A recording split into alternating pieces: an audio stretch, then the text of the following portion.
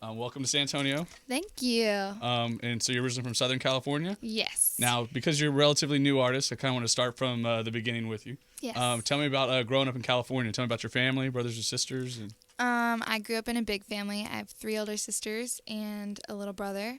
And I grew up in a really musical household. My mom is a violin and voice teacher. So that was always fun. And my dad's a pastor. So I grew up singing a lot in church. And from there, I kind of just started posting covers on YouTube of some of my favorite songs when I turned about 16. And now I'm here. So can you play the violin?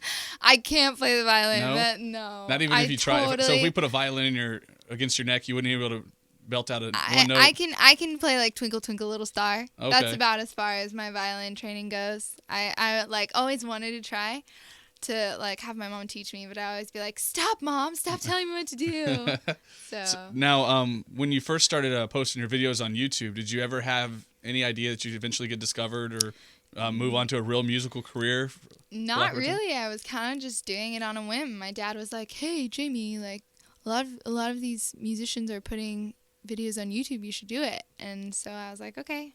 And now I watched several of your videos. Now, do you shoot those on your house? Because if so, you have an awesome house. Some of them are at my house, some of them are at my apartment, some of them are like in the forest places, random places. So. All right. Is there a lot of forest where you grew up? Yeah, Palos Verdes. It's like a fake forest though. What do you mean? Like they implanted trees? Yeah. Okay, that's cool. Because did you live close to the coast, or were you more inland in California? I grew up in Redondo Beach, and then I moved to PV, Palos Verdes, in about 5th grade, and that's like 30 minutes south of LA, about so. All right. So do you go to LA often? Yeah, I'm there a lot. A lot more. How do you like LA? It's kind of dirty, but I like it. It's fun at night, and there's a lot of cool venues, like going to see artists and stuff there. So your 21st birthday is coming up, is that right? Yeah, it is. Are you excited? I'm excited. Do you have any plans yet? No, I'll probably I can't go to Vegas or anything because all my friends are younger than me because I'm like old for my grade. So. Oh. All my friends You aren't can still be go. 21. No, so I guess you can't. It's just not the same. It's not the same if I'm like, yeah. So do you have party. one friend that's like the youngest friend where you're like, come on, hurry and turn when they turn 21, you can all go. Oh yeah, it's gonna be a party. For sure. Now, okay, so let's talk about Tiptoes. Okay. Now, my first question was the song about an actual guy or was this in general? It was about a guy. And does he know it's about him? He totally doesn't know it's about him at all, which is kind of awkward. I don't think he will ever know. Which is good. So do you never see this guy anymore? I actually see him all the time. Okay. But I don't think he knows it's about him. All right. So have you had that tiptoe feeling lately, or has music consumed you? Yes, I have had that tiptoes feeling. It's a rush of new love kind of thing. So. For sure. So how long did it take you to write it? Because it seems like it was very pure. It took one night. Yeah. Yeah. And did you just went straight into the studio and recorded it, or how did it work out? Yeah, we had this track from my producing team, the interns, and they sent over the track, and I just ended up writing to it like the night that they sent it over. So what puts you in the mood to write songs? Like, there's something you think about, or do you just kind of get in the zone and it just starts flowing out, or how does it happen? I try to write songs all the time, but most of them suck. Oh, come on now. But like every once in a while, when I'm really feeling something, I feel like it comes out in the lyrics and in the melodies. It's better when it's genuine and it's like an actual event that's happening to me. Would you say you have a muse?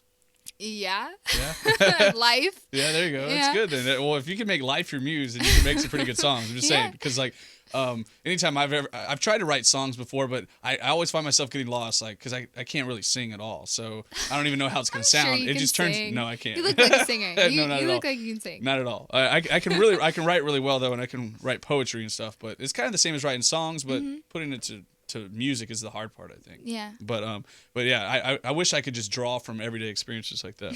So any idea on an album when it might be coming out? Hopefully early next year. I'm still working on it. I'm about halfway done. So I have all the songs. I just need to finish recording them. So hopefully I'll have an EP out in the next few months, though, like sometime this fall. And do you have any expectations on how it's going to sound? Is it all going to be kind of the bubbly love songs kind of? Not all of it is love song. Our love songs. There's a few, bashing on guys songs. Oh, nice. A little Taylor Swift action. Yeah, it's fun. It's a great way to get your revenge. Yeah, for sure. It's a nice way to do it, anyways. Yeah. It's like just a memory. I'm not going to say this to your face, but I'll write it in a song, and then you'll hear it. I kind of do that with Twitter. The things I won't say in person. Passive-aggressive tweets. Yeah, I do those all the time. Like, say everything I need to say here because no one can read it. Mm-hmm. All right, so I got a couple random questions, and a couple of them come from your Twitter bio. Okay. What's up with ice in your cereal? Everybody asks that. I just really like cold milk. Like, I always have put ice in my milk, and then I decided that I would try it in my cereal, too, because I just can't stand it when my cereal, like, the bottom last few bites, they're just not as good because the milk isn't as cold. So I started putting ice in my cereal. And so it works? Yeah.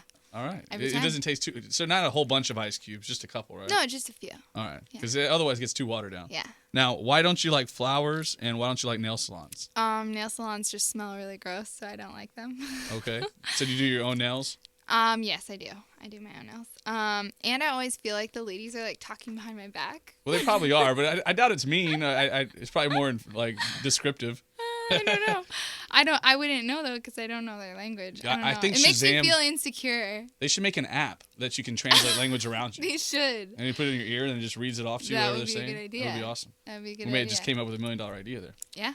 Now, I had another question for you, too. How often are you on your Twitter? You're on it all the time? Or because you seem like you're pretty active there. I try to stay pretty active. It's a good way to connect with fans and hear what they think about my music and everything. So I like being on there at least a few times a day, but sometimes I go MIA and I'm off doing my thing. But now you went on tour with Al City? Mm-hmm, that was really fun. So how many different cities did you go to?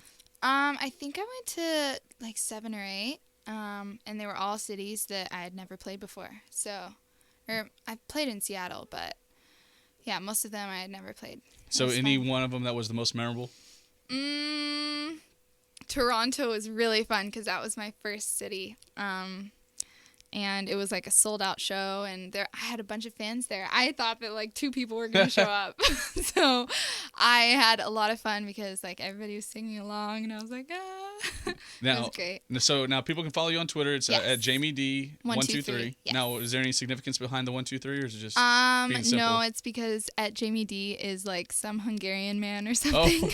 Oh. It was already taken. Oh, so man. I figured Jayme Dee 123 rhymes and it's cute, so I did. Yeah, it works out. Yeah. And now, what's your website too, so people can go visit you? Website is jaymedee.com, and it's JAYMEDEE.com.